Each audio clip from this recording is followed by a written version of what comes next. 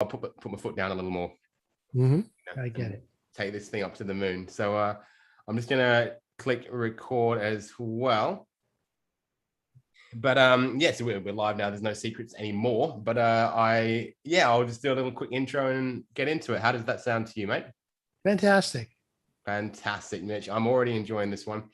Okay, welcome back to Coaches to the Moon podcast, ladies and gentlemen. I'm very honored to be here with a very brightly dressed Mitch Russo. He is the author of The Invisible Organization. He's a company founder. He's a business partner of Tony Robbins and the great Chet Holmes. And all the way from Florida. Thank you so much for being here today, Mitch. My pleasure. My pleasure, Alex. Great to see you too. Great. So we're both in the space of helping coaches to grow their business in one way or another. I do it through a done for you service, so helping them to do lead generation. You're more into teaching them the business strategy, things that you've learned over many years in business, and we're going to get some really tangible advice from you today, hopefully. So I feel you feel confident in that area, in that space. No problem at all. Great. I'd love to take it back a little bit though, because something that you just said, which made me glow with pride, was that I'm like you were when I was your age, just raising kids, having a go when you were my age. Sorry. And I noticed that you've had a successful business career. You sold a software company at a young age, but I dug up that you studied electrical engineering, went into that trade way before the whole business career. What were you like as a young man during school and during your sort of tertiary studies there? I was a nerd, Alex. I was introverted. I was totally fascinated by electronics and technology, and I had been since I was a little boy. So while other kids were reading books about sports and mysteries, I was reading books about the life of Thomas Alva Edison, the inventor of the electric light bulb, while memorizing parts catalogs. I mean, what can I tell you? I'm just a nerd. It's pretty nerdy. And I loved it. I mean, I grew up with a mind. I was gifted a curious mind. And so I always asked a million questions about everything. And that's how I learned. I didn't learn by reading as much as I did by understanding others and what they were up to and what they were doing. And, if I liked what they were doing, I might even ask them, hey, tell me more about that. Maybe we could do it together. Maybe you could help me. So It's always been my curiosity, I think, that's driven me. Yeah, fantastic. So very curious, but also very introverted, which if you look at your website now, it's plastered with photos of you speaking in front of big audiences and working alongside Tony and Chet, who obviously are big speakers as well. Yeah. Was it the process of having to become, more confident on stage that led you there? Or did you naturally kind of make an effort to become a more confident and extroverted person? Alex, I couldn't even get a date in school. So because I was so shy. So what I did is I started a rock band, figuring that at least if I had a rock band, girls would come see us play, and maybe I, might get a groupie or something. Who knows? Because that's how shy I was and so introverted. What did you play in the band? Lead guitar. And what was the name of the band? Absolutely Free. Absolutely Free. Fantastic. That's great. Were your shows absolutely free as well to get in? Well, that was part of the problem. I mean, we charged, when moms used to call us to book us for their kids' Sweet 16, they'd say, oh, and it's really great that you're absolutely free. I said, well, lady, that's not the price. That's the name of the band. See, back then, my biggest musical hero was Frank Zappa, and Frank Zappa's first album was absolutely free. So we decided to name the band after that album. But the fact of the matter is that I had to make an effort to get out there. I had to make an effort to speak up.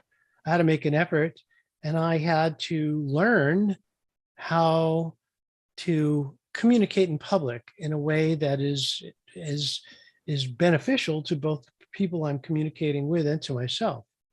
So it didn't come that naturally to me at first. Although I was very curious, I asked a lot of questions. I could have one-on-one conversations with anybody. When it came to speaking to groups, I needed help. And so I took a job eventually that really put me in a place where I had to do that. So I went from electrical engineering and being, basically a soldering iron jockey to a salesman. I started selling electronic components. And now I'm making presentations. I'm speaking to groups. I'm talking to people way older than me and I perceived as way smarter than me. And I'm telling them what to do when they're listening. So this was a slow process for me to basically build and grow my skills when it came to speaking in public. Then when we built the software company, somebody had to go out and present, and I was the best person. I knew the software better than anybody except my partner in the business, who was the chief engineer. And I also knew what sales was about because I had studied sales.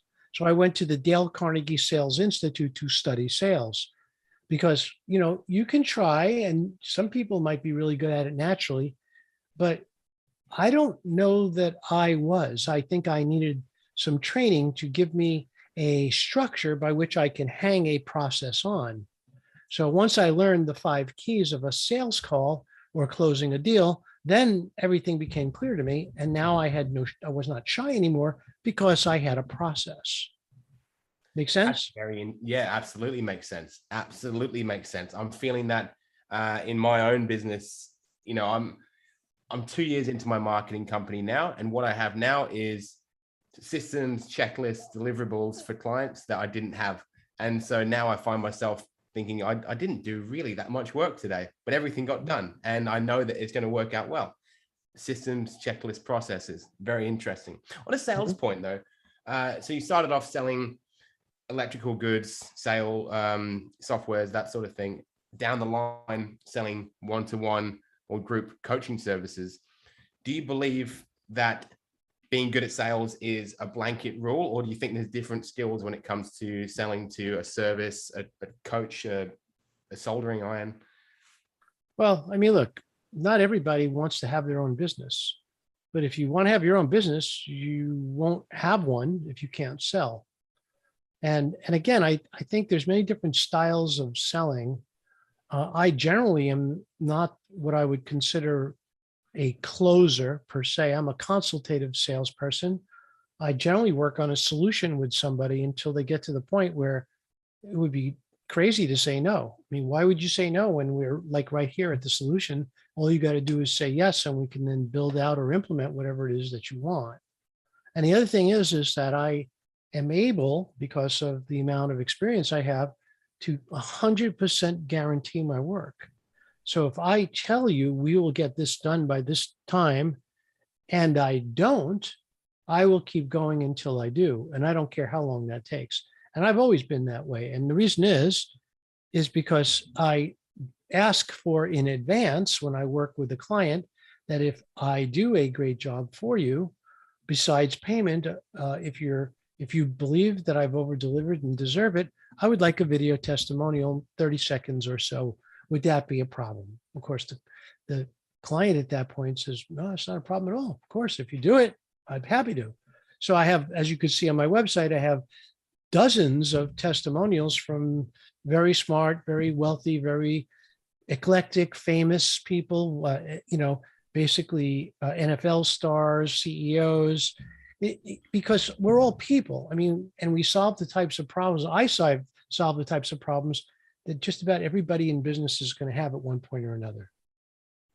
Absolutely. And I'd love to get onto some of them in just a second. The consultative salesperson is a very interesting one because you're a softly spoken guy, and you said you were quite introverted, and that concept of a closer, I think that's what a lot of young coaches feel they have to be in order to make sales, high ticket sales, especially when they're for the first time have to make a $2,000, $5,000 sale, and they think they need to loop around and close the deal and have all these lines ready.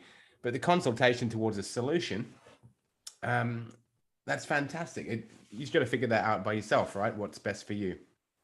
Well, everybody has a different style, but if you stick to well, if you have a system, just like you have your own systems, which is the system I learned from the Dale Carnegie Sales Institute in 1977. I've kind of got my money's worth out of that course. I've used it now for approximately 50 years. So it's, it's served me well. But more importantly, again, what is a structure? A structure is something, it's sort of a framework. And a framework by itself is pretty much useless until you apply that framework to a particular situation.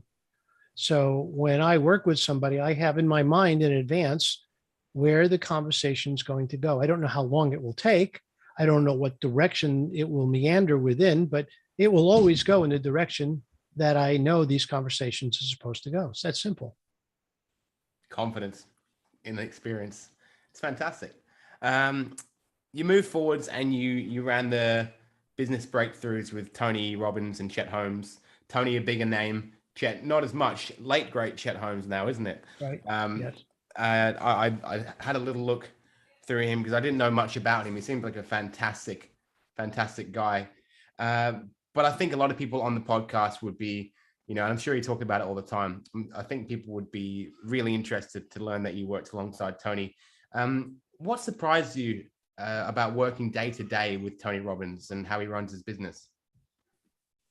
Well, again, there are very, very few surprises in the sense that Tony is as transparent and real in person, one-on-one, as he is on stage. He's obviously a little, he's not as animated in a one-to-one meeting as he is on stage, but he's a genuinely amazing individual who has a passion about others that I've never seen anyone else have. And that's contagious. I mean, that's a very, very unique quality that Tony has, is that he recognizes things in others very rapidly that others themselves don't see. And he then uses that same sort of X-ray vision with businesses and organizations as well. He's also a brilliant strategist when it comes to joint ventures and business deals, which is why he's worth at least $1 billion, I would assume at this point, because he is simply using the third stage of wealth to get them there. And that's the most important thing of all. Could you explain the third stage of wealth to us, please?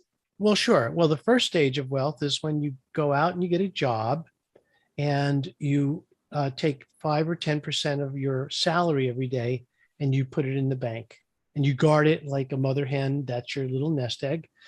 And then finally, after some years, that builds up to a sum where you now have enough money to start making you money from your money.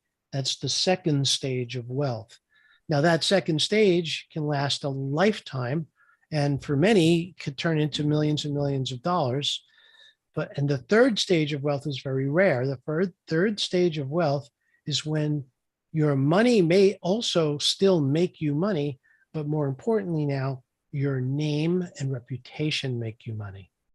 So someone with third stage wealth means that they just simply have to endorse something to become wealthy from that.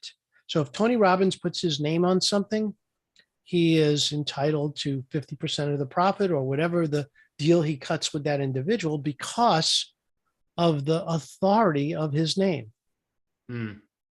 How did you end up in business with these two men? How did I enter into business? Is that what your question was? How did you meet Tony and Chet?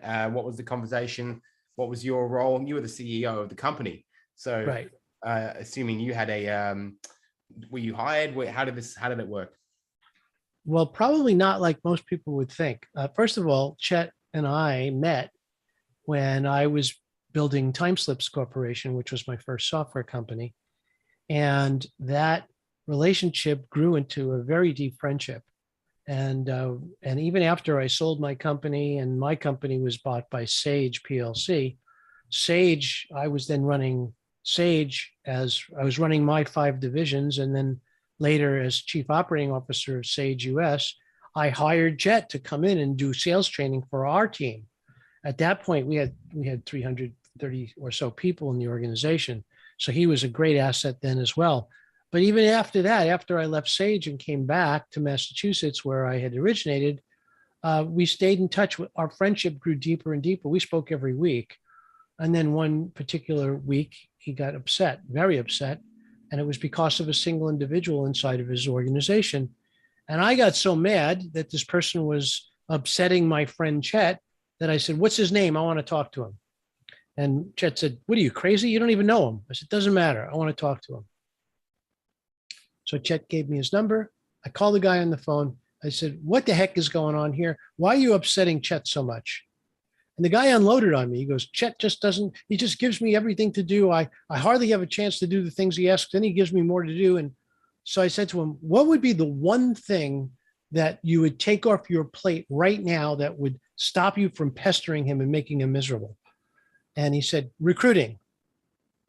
And I said, "Okay, I'll pick up the recruiting. So back off. You got it?" And he said, "Sure. Okay. If you're going to do that, no problem." So I called Chet back and I said, "Chet, I got good news and I got bad news. Good news, this guy's not going to be bothering me anymore. Bad news, I'm going to be doing all your sales recruiting for you for the next couple of weeks." He goes, "What do you mean?" I said, "Well, that's what the deal I came up with this guy. If I could get the recruiting off his plate, then he'll stop complaining." So I said, "Chet, I don't know how to recruit. Why don't you tell me what you want to do?" So he goes, "Well, just read chapter 5 of my book, The Ultimate Sales Machine, on how to hire a sales superstar, and then just do it." I said, "Okay." So I read the book. Book's great, but it's wonderful. Great theory about how to hire people based on their personality instead of on their skills. But there was nothing there, meaning I then had to take that and apply it. And so what I did is just like you would, I'm sure, Alex, is I built a system to implement what Chet had written about in his book.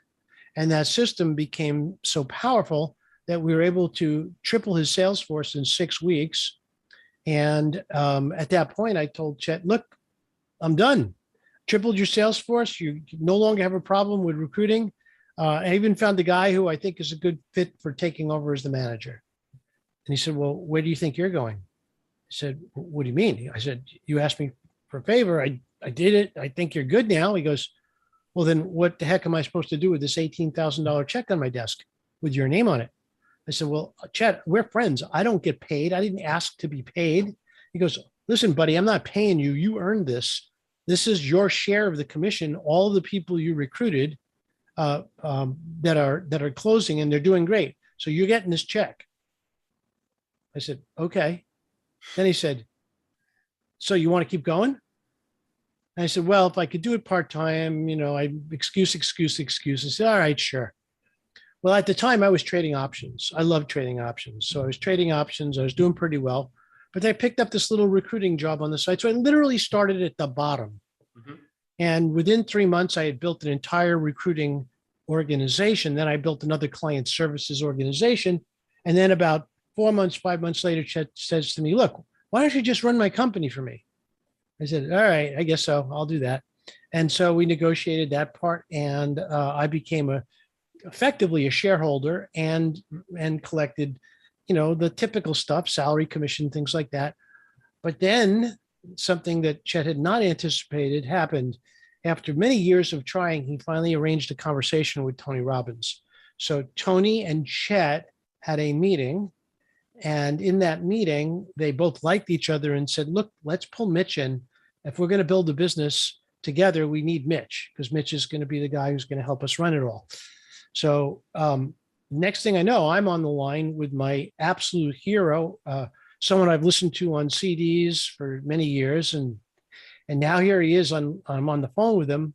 And we're meeting almost every Thursday night now, trying to iron out the details, trying to figure out what we can do together, where our 3 abilities and skills come together and mesh. And that became Business Breakthroughs International. So we took that business from almost zero. I mean, Chet had revenue, was maybe a couple million, 3 million or something. But we took that to almost 30 million in revenue in just under 5 years. But before then, what happened was Chet got sick.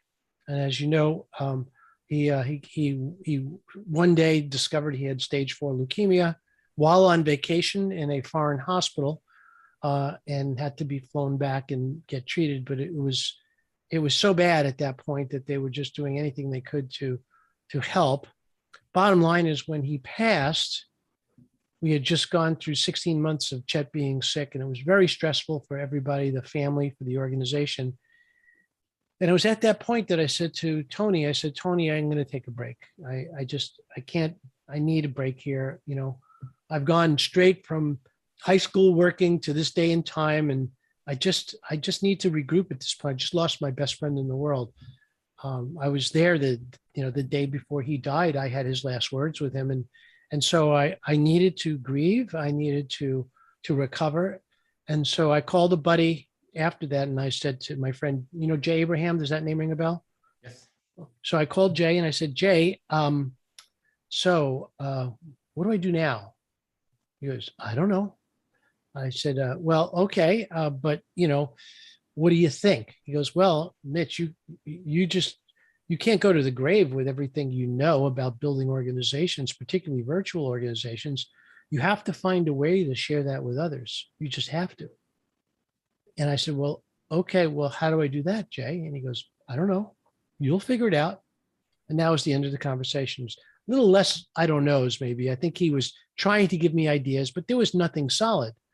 So what I came out of that conversation with is, let me just start writing stuff down. And long story short, that ended up becoming my first book, The Invisible Organization, which basically at the time was a little ahead of its time. It was basically how ingenious CEOs can create thriving virtual companies. Well, in 2015, nobody really wanted to create a virtual company. And they may have wanted to have a virtual division, but there was really not a lot of the tools available. We had to cobble them together on our own. But the bottom line is that in 2020, when COVID hit, that book now became popular again, which was funny. My second book, Power Tribes, is all about building certification programs. And this, again, is what I help my clients when I work with them in the accelerator program. What I do is I take a client and I help them isolate what their true intellectual property and skills are. And then we build programs around that. Once we have programs built around their intellectual property, we find ways to create multiple levels of that training or those services. And then from there, we build mechanisms that would attract the right people to want to do business with them. So that's my accelerator program. It works for every business. And it's only, basically, it is a 2-month program, 60 days in and out. A lot of people go through it twice because they absolutely love it, and they double each time, which is amazing. But more importantly, what this entire process has led me to is understanding that, like everything, all business follows a set of principles and systems that if you follow and customize for yourself, it's inevitable that you will be successful. Fantastic. What a story. Mitch, fantastic. That's what a journey you've been on. And it's super interesting that kind of all started by accident, by you making that one phone call, offering very kindly to help out your friend, and then led you to some fantastic places. Well, just remember, Alex, you got to remember one thing. There are no accidents. This is not a world of accidental. This is a world of synchronicity. And nothing happens that shouldn't happen. Everything happens exactly the way it's supposed to. Everything. So whenever you hear yourself or catch yourself saying, oh, what a nice coincidence, instead say, thank you, universe, for bringing this and placing it at my feet. You're very right. And I'm really I try very hard to bring that mindset in.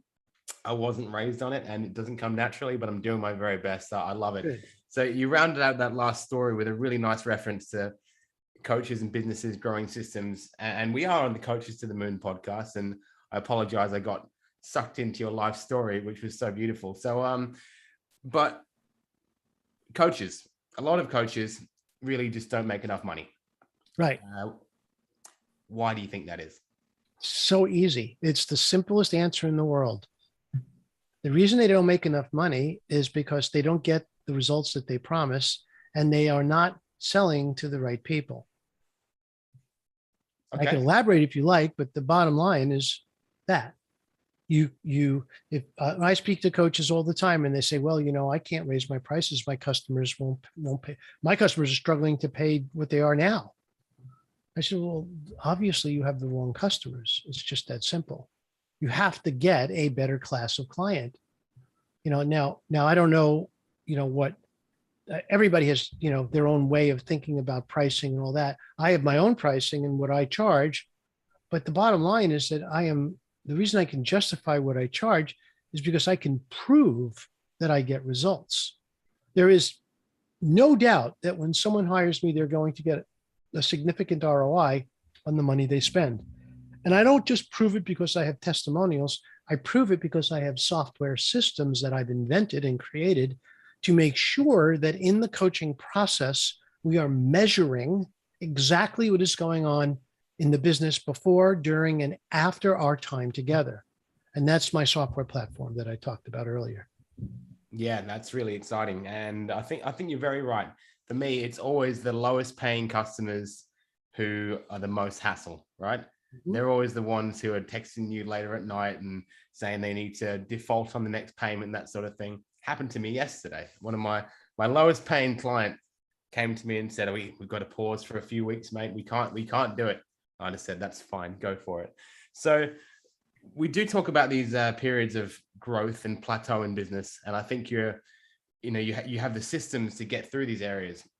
And my coaches and mentors who are, in that sort of $1 million a month space, mm-hmm. They talk about how you go through a period of rapid growth and then you plateau because you don't have the systems to then keep growing. Most people listening to this podcast are probably in that high 5-figure to low 6-figure revenue per mm-hmm. year. Before we go, what do you think is the first system people need to work on to be able to break through that plateau and hit that elusive 6-figure business? Now, I assume you're talking about coaches. Mostly, yeah. Okay. So one of the things that if you don't use a business management tool like coaching software, then you're going to struggle for the rest of your life. Now, there's lots and lots and lots of coaching software out there. And I had no need to build one because there's thousands of them, hundreds of them available. So what I did is I went on an extensive search to find one. And after 6 months of searching and thousands of dollars invested in different programs, I realized that nothing truly existed that fit my needs. And my needs are very simple. I am a very pragmatic person. I'm not looking for esoteric. I'm looking for simple. So in my world, software needs to take 15 minutes or less to learn, must cost under $20, $30, $40 a month at the most, and at the same time must have unlimited capacity for things like clients and notes and things like that. Well, everything I saw was the opposite of that. Somebody would offer coaching software for free, but then you could only coach 2 people. If you go past 2, it's $99 a month or something. I said, oh, well, okay. And it gets worse from there. Another product I thought might fit the bill, endless YouTube videos to have to learn this thing. It's unbelievable how difficult people make stuff, and the most important thing that I think there's 2 elements of a great coaching platform that most coaching systems miss. Number one is efficiency. So if I'm coaching people as a business, my goal is to coach 1 session, small break, another session, another session, another session.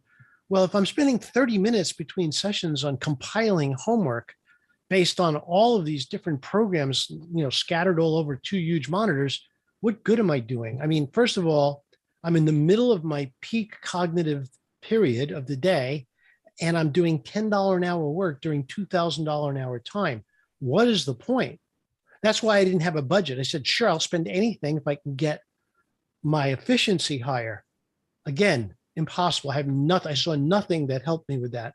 Finally, I decided, okay, there is a product that might do this, but then it has no ability to modulate and track accountability questions, no numerical tracking system for goals and statistics, and no client portal system to allow the clients to participate in their own coaching. So I said, this is ridiculous. I got to build it. And I did. Well, we need to get the links to that one because that sounds very intriguing, and we'll need to get the links and plus them all over these podcasts. I think people will be very interested. Sure. Mitch, I've really, really enjoyed having you on. Just before you go, I'm curious. You said you learned sales from Dale Carnegie 50 years ago or so. You said you were independently wealthy at 42. What keeps you going? Why are you still doing the podcast, still writing books, still launching programs? What keeps you moving forwards? Well, part of it is that it's easy to say I enjoy what I do. I mean, that's the truth. I do. I enjoy what I do, but it's not why I do something. Once people need to understand what their soul's purpose was. And it's something I do with every client. The first thing we do is we uncover their soul's purpose within 30 minutes or so of us working together. And the reason we do it first is because, well, what happens if you're operating against your soul's purpose in your current business? Then we have big problems. Actually, it's a good problem because now we can get that out of the way and accelerate much faster. But let's say you're slightly off purpose. Well, then align your current business with your purpose, and now your business can explode. So what it comes down to, and it's different for everybody, but for me, my soul's purpose is to help others. And I know that everybody can say that, but it's actually the one thing that lights me up more than anything else. If I could bring happiness or joy to another person, if I could assist someone in getting from a lower level to a higher level, or to make a personal transformation that would serve their greater good, then I'm as happy as I can possibly be. Turns out, people need that. Turns out that if you combine the work I do you might want to call it the emotional side or the spiritual side, even with the business side, the processes, the tools, the systems, then you have an explosive combination that gets people results very quickly. So my purpose is to help others using the tools that God gave me, my natural curiosity and creativity. Well, I'm very, very glad you're so happy, Mitch. And what a beautiful answer. Thank you so much for being on the podcast today. I hope that you've enjoyed your time here. We've very much enjoyed listening to you, and sensational story, mate. Thank you. My pleasure. Anyone listening live or on the recording, we'll be back in another couple of days with another episode of Coaches to the Moon. Until then, another big thank you to Mitch Russo. Thank you all.